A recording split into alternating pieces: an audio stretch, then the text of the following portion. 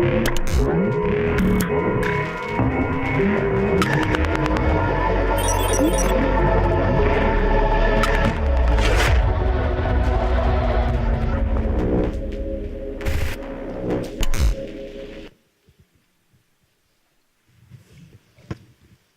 afternoon, everyone.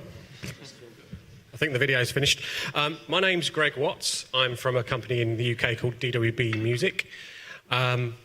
Welcome to a panel about K-pop. I will just get everyone to introduce themselves briefly so we know who everyone else is. So, guys, if you can say who you are. I'll start, I guess. I'm Maarten. I'm from the production team, Future President, songwriting production team. We do all sorts of music, mostly pop-based, and we had one big hit in Korea. So I'll talk about that later, I guess. Bobby. My name is Bobby Sukhraj. I have a background in music publishing, and I worked for a record label, for a big record label.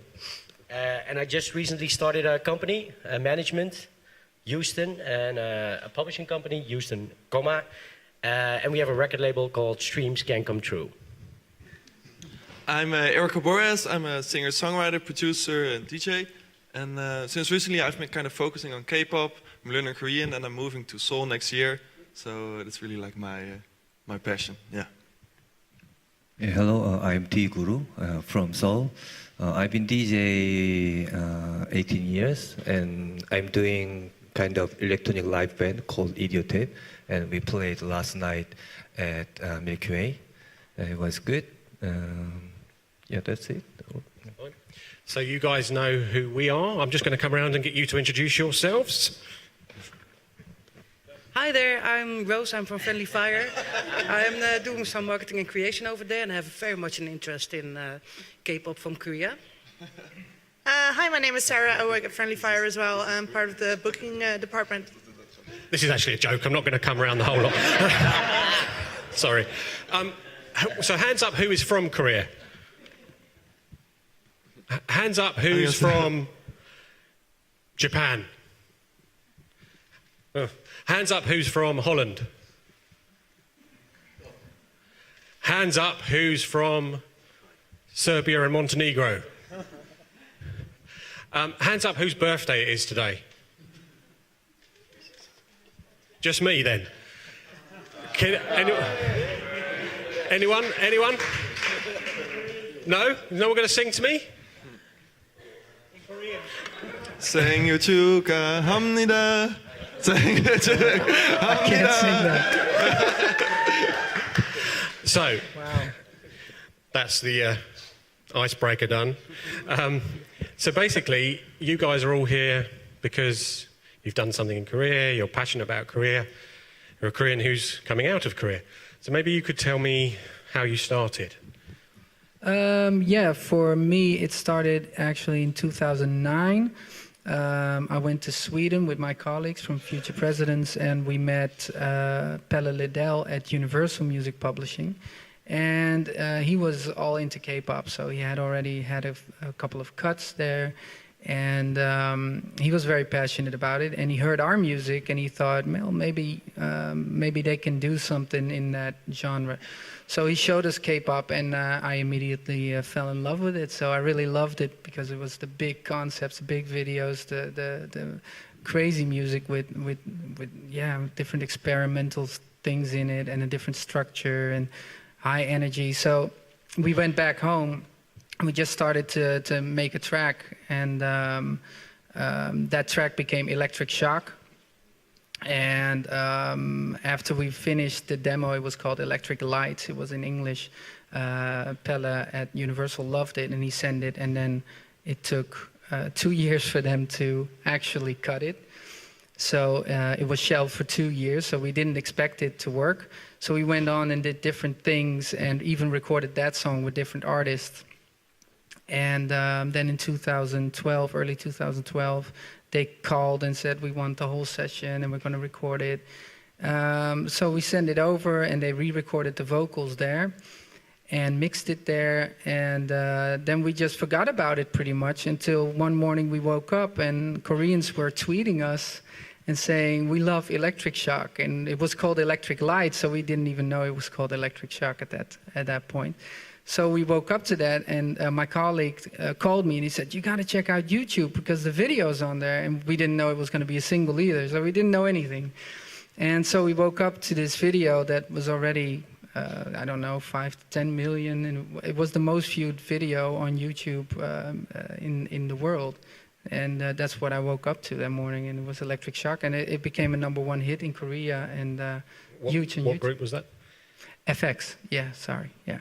FX. So that was kind of my introduction to K-pop, and I kept following it since because, yeah, I really love the whole genre. So in 2009, you wrote a song. It took a long time to actually happen, but then boom, overnight. Yeah, So. and that happened after that as well. With the second cut for FX, we had a song called Dracula on a Red Lights album, and it also took about 2 years because there was an album in between and it didn't fit because it has to fit with the whole concept, because the concepts obviously are very important in Korea.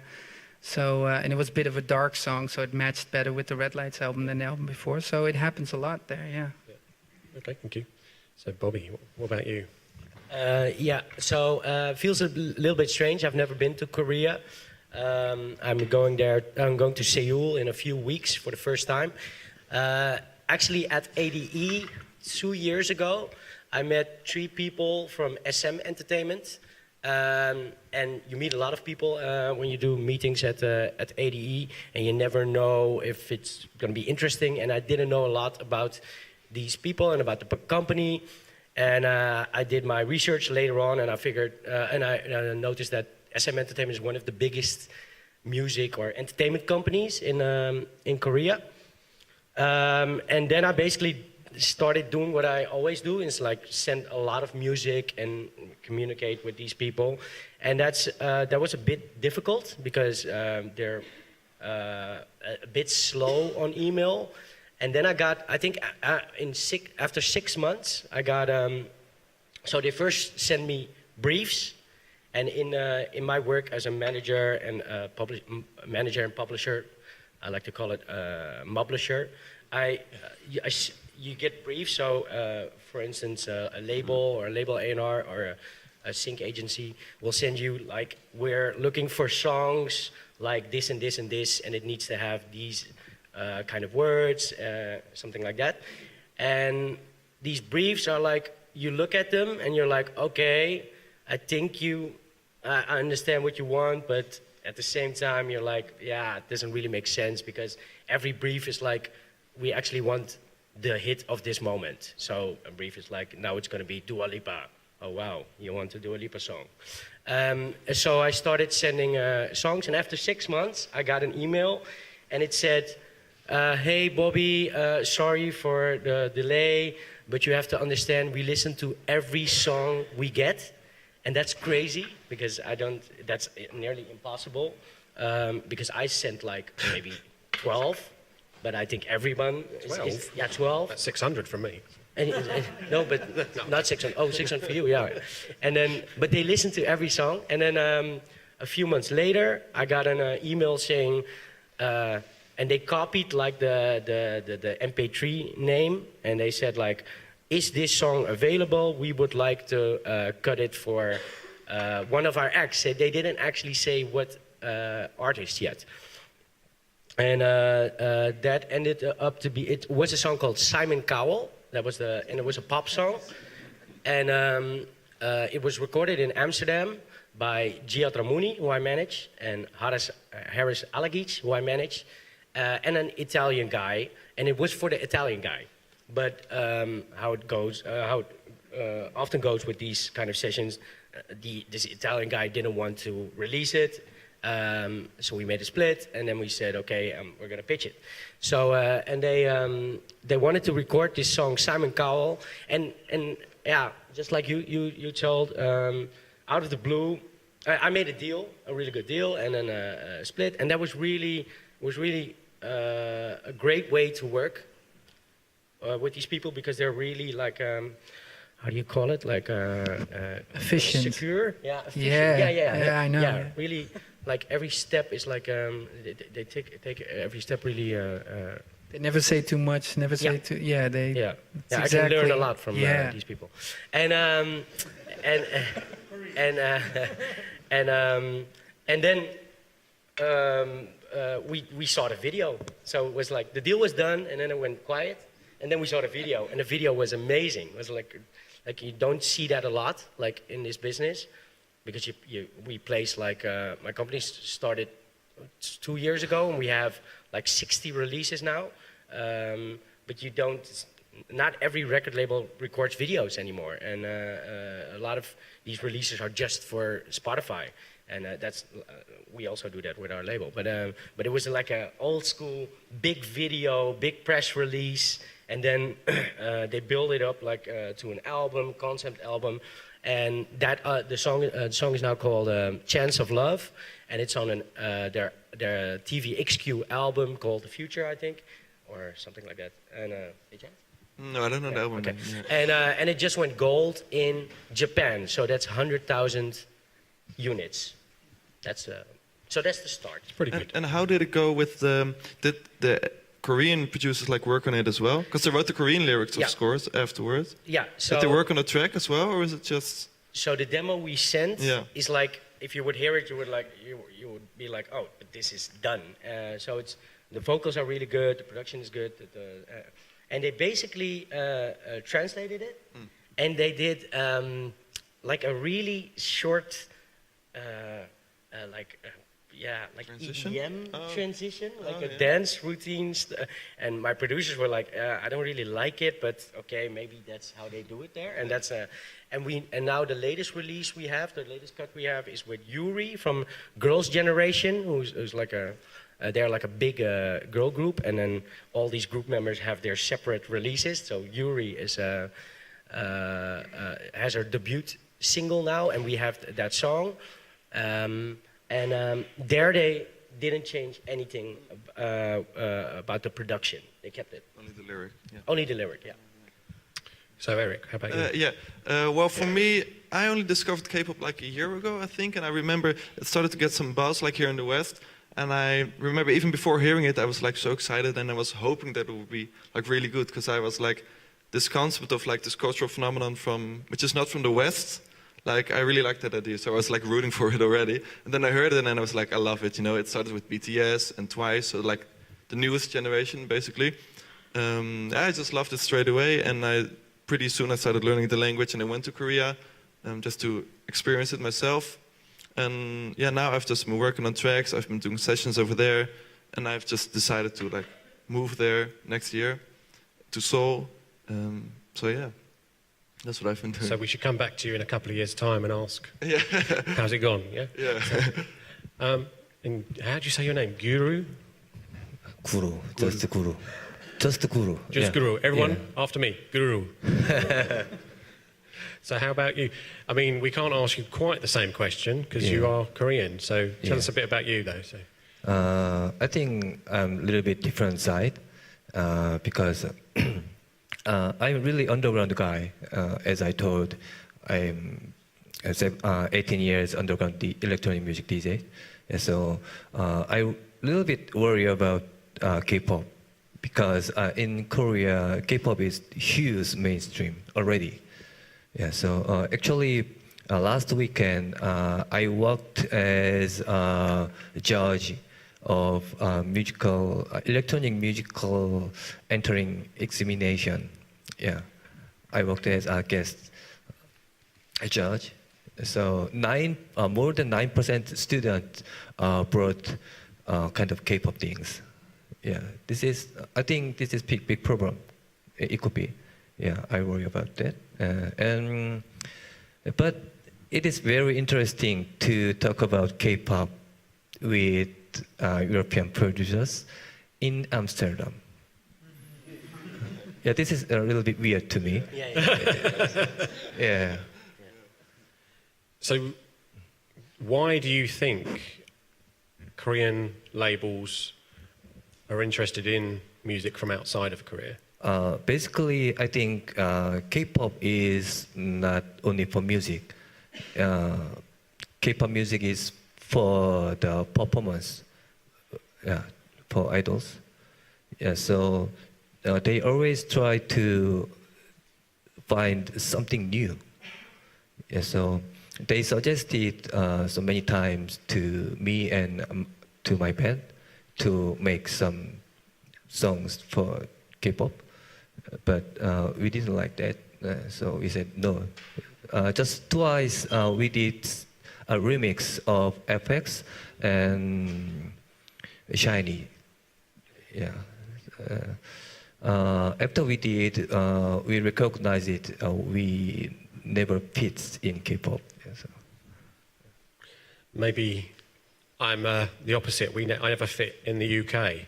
Ah, So, but we found quite a home in the K-pop, and we've my company has also had on the same records TVXQ, Yuri, and have a big K-pop history. But sometimes you don't fit in your own country, and I guess a lot of people here from this, you know, essentially we're all reaching out. You're reaching out the other way, you know. So, and I think personally for me, the K-pop is quite a blend of Western and Korea, you know. Yeah, so we talked about before the panel exchanged our house. Yeah. Yeah, yeah, because he's moving to Seoul and Yeah. Normally I do songwriting camps, and it's like relationships that actually start from that. yeah, So, I think that's a really good point to communicate and sharing something with other countries' producers. Yeah. Yeah. Yeah. A message I got from SM Entertainment last year was bring us, you mentioned the word fresh, I think one of you, and also we don't do briefs, I was told. You know, so we do get your briefs though, but really we give you briefs because, or leads, because you ask for them, but really just give us fresh music. So, which is new music and which is trying to be, you know, hybrid of sounds. Yeah, I should say, because when we made Electric Shock, we didn't have any briefings or anything. We just made something that we thought was cool. Yeah. And we listened to a lot of K-pop, and we thought it was a bit of out of the box thinking, because we had several parts of the song, and then we tried to put it together like a puzzle. It has different rhythms, and the verse is very rhythmical, and then it just gets a bit of a breather, and then it hits you with like more of a dance chorus. So it was all these different influences, and we just made something that we thought, oh, this is cool, and we actually went all overboard at the end because they cut a bit of it because it went kind of like crazy. So we went to Too crazy. Yeah, a little bit too crazy, and they cut that and they made it more. More compact, which is actually better now that I've heard it all these years. But when we later on we did write something according to these briefings, and we never got a cut from those. Tells you something. Yeah, you should just do whatever you feel is cool, because then it's not going to sound like what everybody's going to send, because those briefings is what everybody's going to try to make. Yeah. And they want something fresh, like you said. So, tell me, go to Bobby. You mentioned a few things. What's the difference with working with Korea, you found it last year, to working in Holland, for instance? There's a lot of differences. I was looking at my phone because I was looking for this. They call it leads. It's a small iPhone, so you won't see it. But this is like a PDF, and then it shows all the groups. So here's NCT 127, ASAP. Looking for urban hip-hop, a bright, easy and rhythmical music style of urban hip-hop. B, minimal and dream style, like style of hip-hop. C, urban genre. References, the Americanos in my foreign, I don't know why I'm pronouncing like that. But, and then they send like 3 YouTube links. And when you click on these links and you read this, you're like, it doesn't make sense. So basically what I do is just, I think they want something hip-hoppy. And then we don't organize like, I never call my writers. I have 7 of the best songwriters and producers in Holland. I manage, and most of them I publish. But I never call them and say, okay, this is the brief, this is what you need to make today. But I do it the other way around. So they send me music. They basically just do sessions, and then they send me something. And usually they send it with the idea of, oh, this is something for Zayn or for Maroon 5 or something. And and then I look at these briefs, and then I'm like, okay, maybe this makes sense. But coming back to your question, the biggest difference is the deals are different because they, yeah, I don't know if it's a secret, but they do buyouts. Probably. It's a secret. Okay, sorry. So they do, yeah, it's no secret. It's a secret. No, no, it's they don't do master royalties for the producers, but that means that the fee is high, so it's like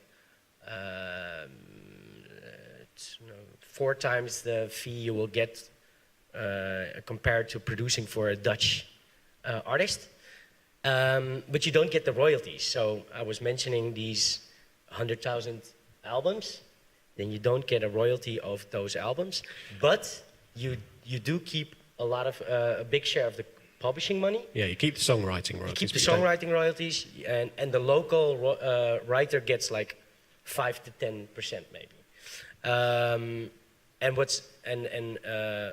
But I haven't seen the royalties yet because it's so new. So the releases are. But I understand that these mechanical royalties, so from the album sales, we will get some copyright royalties.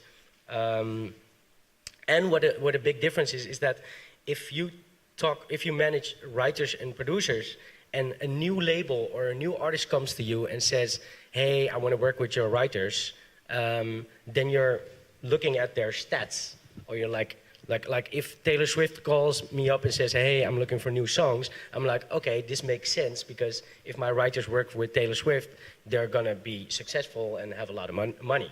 But with new artists, it's always difficult to see how much you're gonna end up receiving income-wise.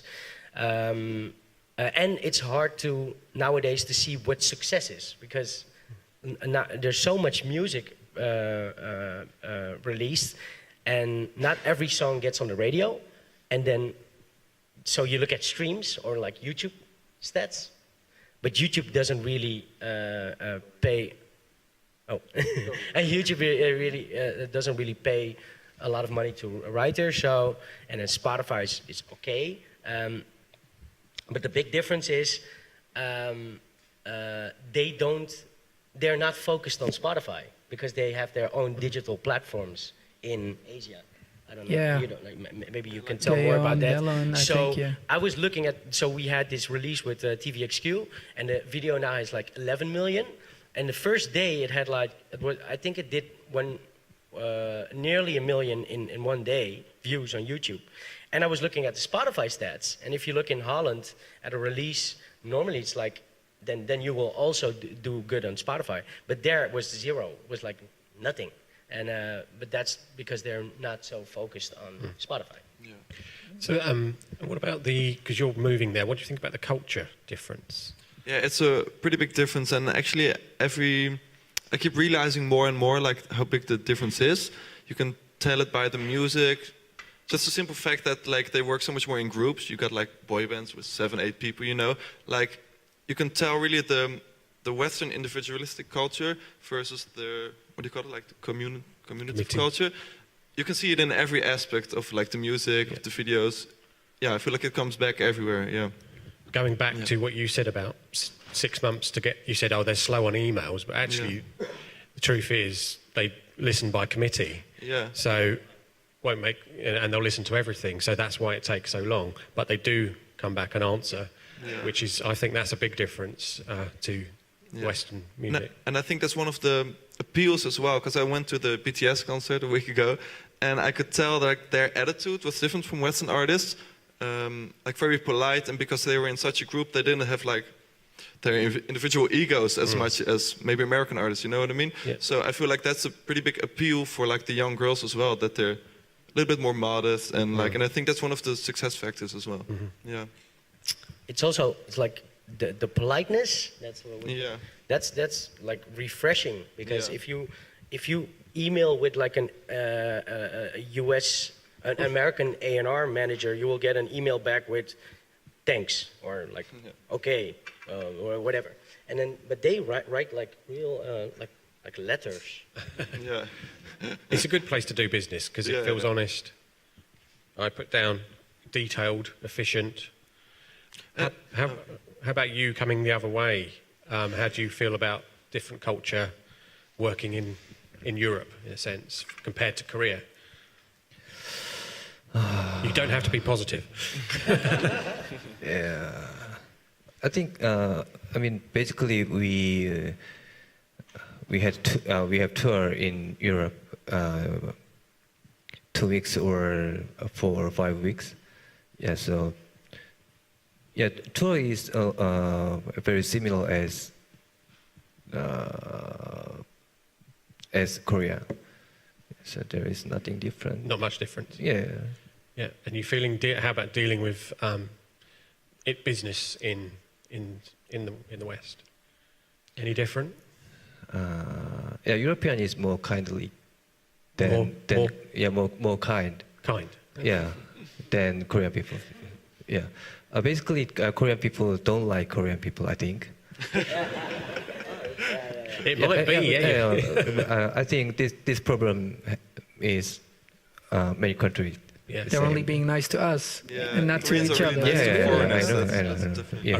I really think there's a truth, not necessarily in Korean. I remember sitting in a meeting at Psycho, which was Simon Cowell's label, and they were loving this song for Westlife, and he kind of said, yeah, great song, but let me just show you this song from Sweden.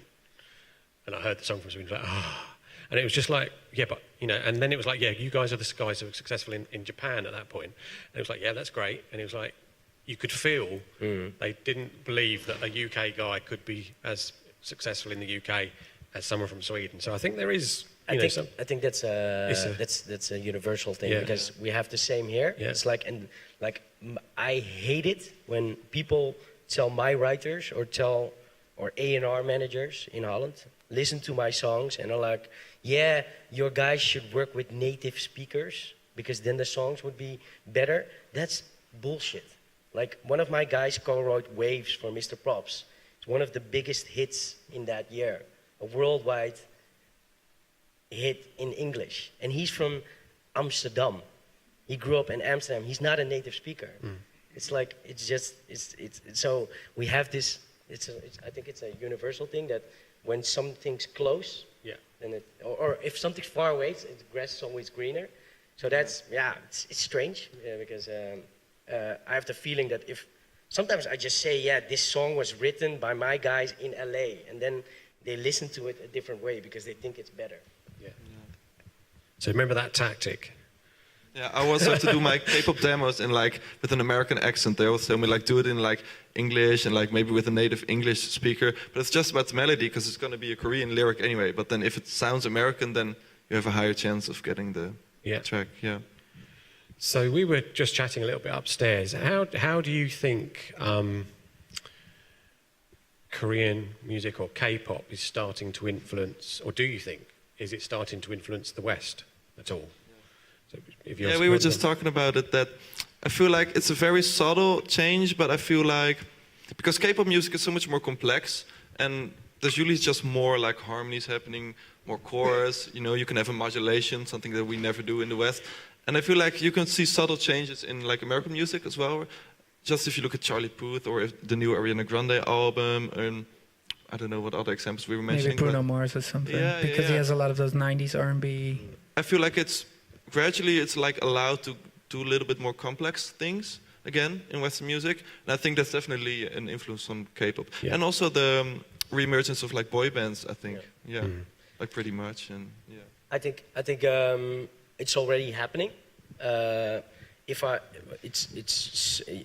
can spend hours looking at the reactions on YouTube of these releases we produced for these artists, and there's fans from all over the world. Yeah. So fans from Mexico saying supporting Yuri, blah blah blah blah blah, and then so it's big. Then you have all these YouTube channels where they rate these videos, and so there's a huge fan base worldwide, and now the business is coming in. So now what's happening is that these K-pop artists are doing collaborations with Western artists or with artists from and I was in Miami just recently. So there's another big like genre, Latin music.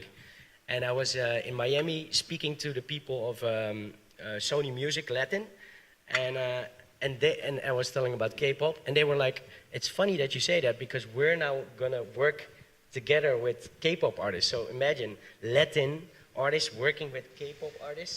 So the whole definition of what mainstream is or what pop music is changing, and that's great for us because now I don't have to like keep sending songs to like LA and Bruno Mars because now there's like these new great pop artists. Yeah, I think the emerging. borders disappeared because of streaming and because of internet and YouTube.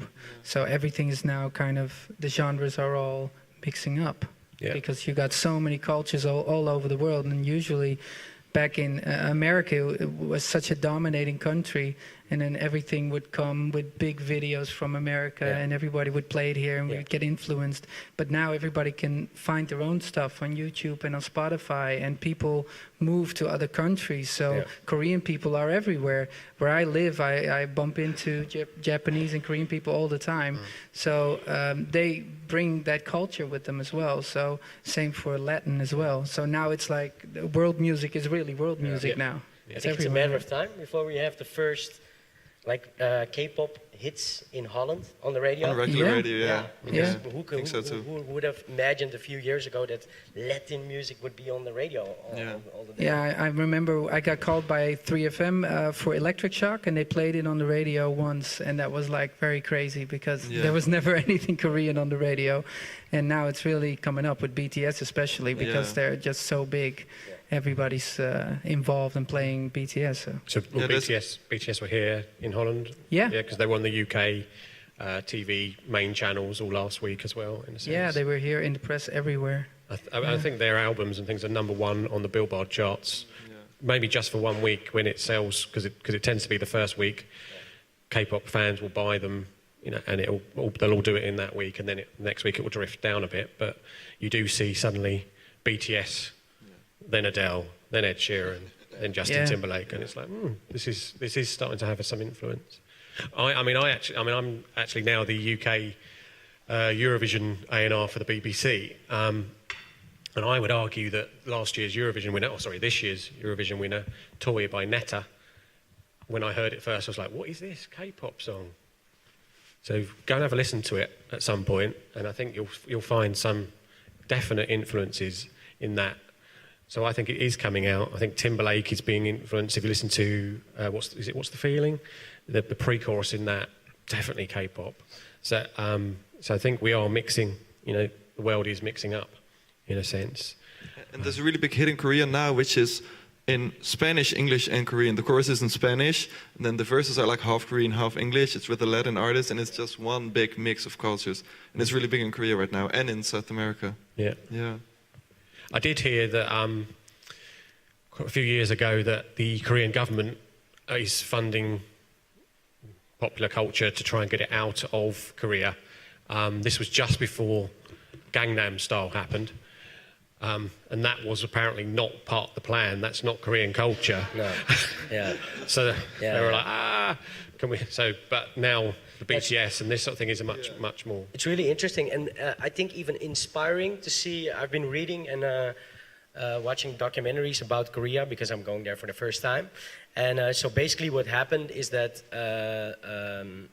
the economy was not so well. They needed like a new boost, and one of the things they did is put a lot of money in entertainment, and they basically said K-pop is going to be a way to promote Korea outside of Korea, and they did it in a great way because it's working. And Gangnam Style is not a great example, but it brought in a lot of money, and if you see how they work in the whole region, because K-pop is also big in Japan, which is a completely different country, of course. But it's inspiring because the way they did it and the way they're conquering the world, even the US, is for such a small country, is really inspiring. And I'm saying this because I'm from Holland, and this is pop music, so they're expanding with pop music. And I work with pop music producers and writers. And in Holland, we still have this, we call it minderwaardigheidscomplex. We think that music is better if it comes from outside. But if we would be inspired by this way of thinking, we could expand more pop artists and export more pop music from out of Holland. Not necessarily dance, not necessarily EDM, but I think the next phase would be great if we would have our own, like Zara Larsson, for instance. I think what we should say is that it's a whole culture. So it's not just the music, it's also the fashion, it's the way the videos look, it's how everything fits together, because it's kind of like a factory, the way they make the groups, obviously. But when we, like if we have an artist like, for instance, Caro Emerald, or somebody who does score a hit outside of Holland, it's just a one-off. She's a typical style. Yeah, but we don't have like 100 Caro Emeralds. Yeah, but I'm talking about that's what's interesting about Korea, is that the government put in a lot of money to help SM Entertainment and to help these companies to grow and then expand. And create an image for the country that can go past the borders. I mean, it's not radical, really. It's because you don't know any pop artists from Holland, right? There's not a few, but only because I'm a publisher that pitches. But I mean, it's not. Sweden, you know, puts a lot of money into music schools and why are Swedish writers and groups so successful. But there is a sensible, it makes sense. Put money into things, support it, it goes out in a sense. So, Can we ask questions? No. Yes, sure.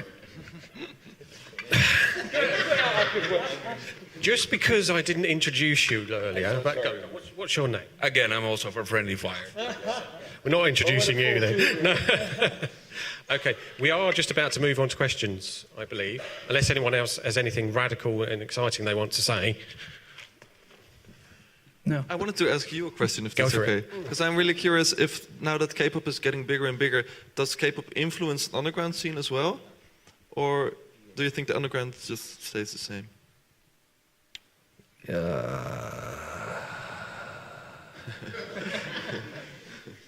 That means he's not sure. Are you proud of K-pop? Are you proud of K-pop? Really? It depends on the case. I mean, we talked about some influence of K-pop. Yeah, so, but basically, in the beginning of K-pop, maybe Sukhraj, he is one of the legend Korean pop music. He changed lots of things of Korean music business, many things, and SM Entertainment studies how he did it. Yeah. So when he made this track, he used a lot of new beats samples from Belgium. Yeah, some acid house, some banging rave sounds. Yeah, it was good, really good. I was a big fan of him. Yeah, and about Amsterdam, you have already ADE and EDM. So EDM gave so many influence to the K-pop already. Yeah, and then now K-pop gives some huge influence to other countries' pop music. Yeah, so it seems like so complicated and all connected. Yeah. Yeah, to me. Yeah. So. What was the original question? It was, are you proud of K-pop? Are you proud of it? To be honest, the Korean government use a lot of money to support K-pop, not underground music. Yeah. Yes, so to me, a little bit sorry about that. Yeah. I understand. Any other questions from the audience? That was your question. Well, that was about my question. Approximately. Because I think. There's a mic. I think there's something interesting because where the government of Korea, of course, put a lot of money into K-pop, We back in the days had a movement coming up from the underground over here, which was called Gabber, and nobody was proud. Apart from the gabbers, dus everybody who lived that life, nobody was proud about it. But now, in hindsight, everybody goes back and is looking at it, and it's, wow, this is a movement that we created. It's also, you can include EDM, but let's exclude it. It's the only real music genre that really was developed in the Netherlands. And now, in hindsight, we're really proud of it, and we can't stop writing books about it and everything. It keeps on going. So, it is the same question. Are you proud about K-pop? Where I understand you're more into the underground sound. It does get you here, for example. I guess, I hope. So that is maybe something to be proud about. Yeah. And I'm just wondering how Koreans see that, but you maybe already answered it a little bit. You're in between. So there is some sort of proudness, but it doesn't flow towards your genre. So that's what hurts, probably, I think. So maybe I answered your question. That's a bit weird. But I think I understand what you feel. Yeah. I think it was a good question. Yeah. and a good answer. Thank you very much. Any other questions from the audience? Well, I'm actually wondering, do you think that maybe the revival of the 90s is partially also a reason why K-pop is now becoming big worldwide? Because we used to have a lot of these boy bands like NSYNC, Backstreet Boys, Spice Girls. We used to have them in the 90s, but they're completely gone. Yeah. And now Korea has been doing that since the 90s, but they've moved on and they've made it bigger and better and improved even, because the choreography, everything is even better than that. So now that the 90s are coming back a little bit, maybe we're missing it. Now it's coming from Korea. I heard the Spice Girls are going to tour again. Yeah. And the Backstreet Boys still touring as well. In Korea? Yeah. They're still. Cruises, yeah. And but I agree. I think, like, you know, this whole era with Aqua and Toy Box. Instructor. Captain Jack. Captain Jack. Yes. Those kind of like concept projects. Yeah. I think that really works in like the streaming age. It could really work because we have YouTube, and so if you do the marketing good, and that's why I'm excited about Korea, because they believe in concepts, and they really like from beginning to end. I was also reading about that they, like, every group member of a K-pop band has like one is the dancer, psychic power. Yeah. Even they have their own psychic power. Oh, really? Yeah. All of them or one? All of them. They have psychic powers? Yeah. Wow. Well, we learned something new. Yeah, they have psychic powers, and they each have a role. Is what you're. And one is like the leader, so and it's really concept. And I know that in Holland, like it's not really popular to make this kind of music or to think about. But I love it. I'm a sucker for it. And I also That's why feel we're like here on the couch, I guess. Yeah. Okay, I'm just going to go one question from the audience just before we finish. Quickly, anyone? Because you there were kind of looking like you were going to ask a question. Just turned around. Don't put anybody on the spot. Yes. No? Oh dear. Did I just read your mind? Psychic powers. Maybe, but I was forming the question still in my head, so I didn't really have a question yet. We haven't got long. Okay, well, I was wondering something about. Should I stand up? Yeah. Am I stand up? Hi. So I was wondering something. I actually had a question for you, because I do find the K-pop industry a bit disturbing, because these are not really young people who like express their art like we do in maybe Europe or America, but these people are sort of forced also to have an actual new face. And I was wondering what you think about the whole culture, because it seems so unhealthy. Yeah, I totally agree. Thanks. Yeah, SM Entertainment, when they start to this business, they start to think music as merchandise and government too. So yeah, that's the biggest point that I don't like K-pop. Yeah, to me, basically music is music. Yeah, it combined or connected so many other styles, passions, and performance dance too.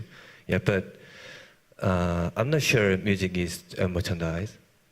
Yeah. So they made something to sell. Yeah, that's all.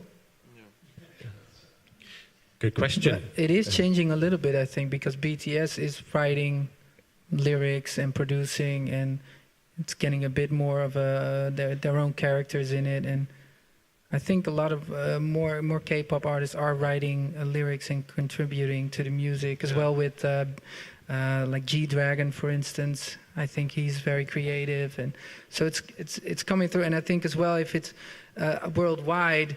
And not just in Korea, I think maybe it'll get more open-minded. Yeah, it is changing a little bit. Yeah. So that's a good thing. Yeah. It's also pretty interesting that BTS is like not with one of the big labels. No. They're from a very small label, and they've been given a lot more freedom, because I've seen interviews with like the manager and stuff. Exactly. And they've been given a lot more freedom, and they are actually the ones who've become so successful outside of Korea. So maybe they will It's a good example. lead as an example for like SM and YG, who are very strict on their young people. So maybe it will change. Let's hope so, at least. Yeah, because I agree with you for sure. Can I add to that? My actual question wasn't really about the artistic side of that. I do believe that they have some sort of freedom in writing their own lyrics and you mean making the their changes music. in the I meant, does it need, for example, plastic surgery? Yeah. These schools that these kids are going to, they never see their families again. Yeah. Does it really need that effort, that much unhealthy? Well, to me, it sounds unhealthy effort. Yeah. Does it really need to take that much? Yeah, it is. It looks like a factory to make something musical merchandise. Yeah. But in the music industry of all world, everyone did the same thing. Even Jackson 5 was Idol 2, who made by a company, right? Yeah. So basically, that is not new thing. On that note, we shall finish on that happy note. Just remember it's my birthday, everyone. No. Thank you for joining us. Thank you to the panelists. Give them a clap.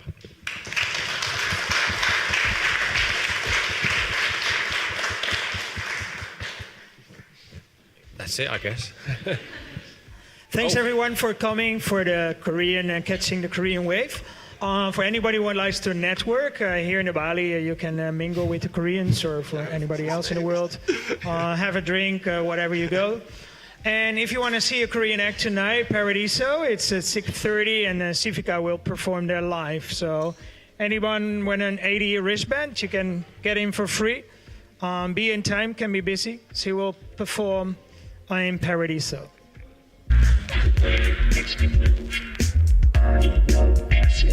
It's the sound you can't prove. Acid inside this nasty groove.